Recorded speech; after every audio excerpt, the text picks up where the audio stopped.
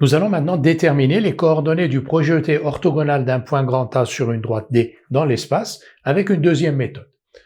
Donc, dans un repère orthonormé, soit le point A de coordonnées 1, 2, moins 2, la droite D dont on nous donne une équation paramétrique, et H de coordonnées donc XH, YH, ZH, et le projeté orthogonal de A sur la droite D. On nous demande de déterminer donc les coordonnées de H, donc déterminer le projeté orthogonal de A sur D, en écrivant que ces coordonnées vérifient l'équation de D et que la droite AH est orthogonale à D.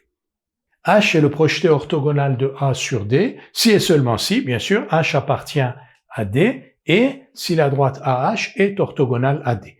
Et l'énoncé nous suggère donc d'écrire que H appartient à la droite D et d'écrire que AH est orthogonale à D, ce que nous allons faire.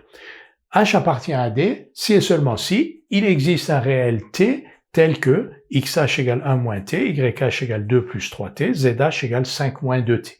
C'est-à-dire H appartient à D si ces coordonnées vérifient une équation paramétrique de la droite D, ce que nous écrivons ici. Ensuite, la droite AH est orthogonale à D si et seulement si le vecteur AH, qui est un vecteur directeur de la droite AH, est orthogonal à un vecteur directeur de la droite D.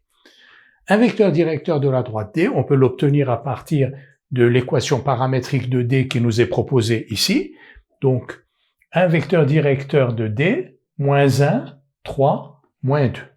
Donc, U, moins 1, 3, moins 2 est un vecteur directeur de D. Et on a les coordonnées du vecteur AH, XH moins XA, c'est XH moins 1, YH moins 2 et ZH plus 2. Nous avons donc tous les ingrédients, si je puis dire, pour écrire d'abord que H appartient à D, ça on l'a déjà écrit, et ensuite pour écrire que AH est orthogonal à D. Pour cela, il suffit d'écrire que U, un vecteur directeur de D, est orthogonal à AH, ce que nous allons faire tout de suite. Nous allons maintenant écrire que H est le projeté orthogonal de A sur D à la double condition suivante. D'abord, il faut que H appartienne à la droite D, c'est-à-dire XH égale 1 moins T, YH égale 2 plus 3T, ZH égale 5 moins 2T avec T appartenant à R. Et une deuxième condition, c'est que AH soit orthogonal à un vecteur directeur U de la droite D. Alors, on a les coordonnées de AH, on a les coordonnées de U, on écrit AH scalaire U. AH scalaire U, c'est moins XH plus 3YH moins 2 ZH moins 9. Et on écrit donc que AH scalaire U égale 0, équivaut donc à cette expression analytique égale 0. Moins XH plus 3YH moins 2 ZH moins 9 égale 0.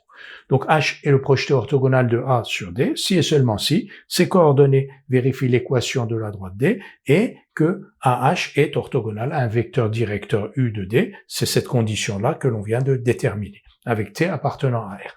Maintenant, nous allons remplacer XH, YH, ZH, que l'on a exprimé ici en fonction de T, dans cette dernière égalité. On va donc obtenir, on touche pas aux trois premières, la dernière on remplace donc XH par 1 moins T, YH par 2 plus 3T, ZH par 5 moins 2T, et on obtient donc XH égale 1 moins T, YH égale 2 plus 3T, ZH égale 5 moins 2T, c'est-à-dire on écrit que H appartient toujours à la droite D, et là on va avoir 14, on obtient 14T moins 14 égale 0. Donc T égale 1, et on remplace T par 1, XH égale 0, YH égale 5, ZH égale 3, T égale 1. Donc on a obtenu les coordonnées du point H projeté orthogonal de A sur D.